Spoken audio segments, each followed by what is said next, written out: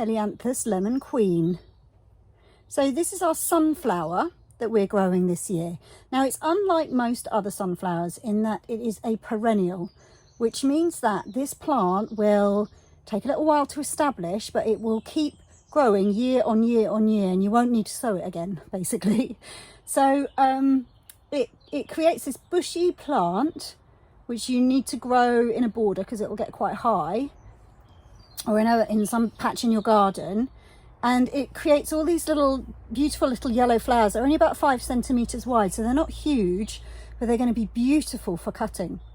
Okay, so this one's going to require a bit of patience, guys, but this is your commitment to long-term flower growing. Okay, this one. Okay, normally I choose annuals, but this time I went for a perennial, just for something a bit different for us to grow together. And as the years go by and we spend time together, we'll be able to keep reflecting and looking at our perennial sunflower and see how well it's growing over all these years we've been doing the floral project together. Such a romantic.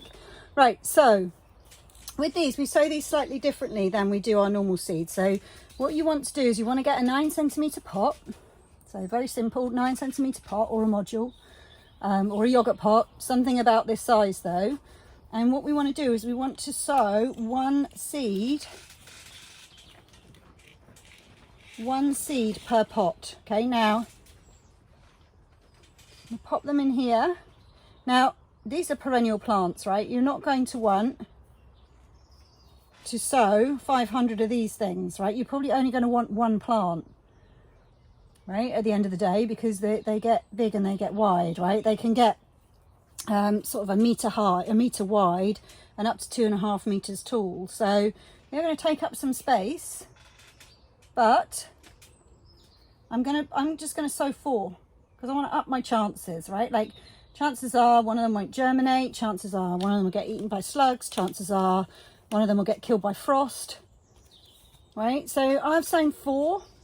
If I had more room on my windowsill, I might have sowed 6. I might come back. I might get nervous, come back and sow some more just to be on the safe side. But that's it, right? So I've poked them into the soil. I've covered them over. My soil is quite damp, but if it wasn't, you'd want to come in here and water these thoroughly now so that they are moist, but not damp actually. My soil's probably a little bit too damp here. It's just because it's been outside. And then what you want to do, what you can do, it's not compulsory, but what I'm going to do is actually get some cling film and put it over the top of each of these bags, or you can put it in, if you've got a clear plastic bag, you can put them under that. It's the same as like using a clear propagator lid, I guess, is just to keep the humidity in and to keep them super warm while the seeds are germinating. As soon as the seeds germinate, you want to remove that cling film off the top of them. Okay, and then what we will do is these are hardy, so they're an H4, which means they are pretty hardy. They're hardier than your snapdragons, they're hardier than your sweet peas, so they can tolerate some cold. But what I'm going to do with mine is I'll as soon as they germinate, I'll take the cling film off, I'll bring them outside, I'll grow them on inside until they're kind of this tall, really, I guess. And then only after the last frost, so for me that's the end of May, will these go out into the garden, because although they're hardy, I think while they're young, the frost can still do them some damage. So this is the first year I'm growing these as well, but all the guidance that I found has said don't put them out until the last frost. So that is what I'm going to do, because I really want to tend for these babies and make sure that they live long and prosper. Right, so these are also called Helianthus Limelight. I love the idea of this. Really pale little yellow flowers. It's going to take 2 to 5 years for them to reach their full height.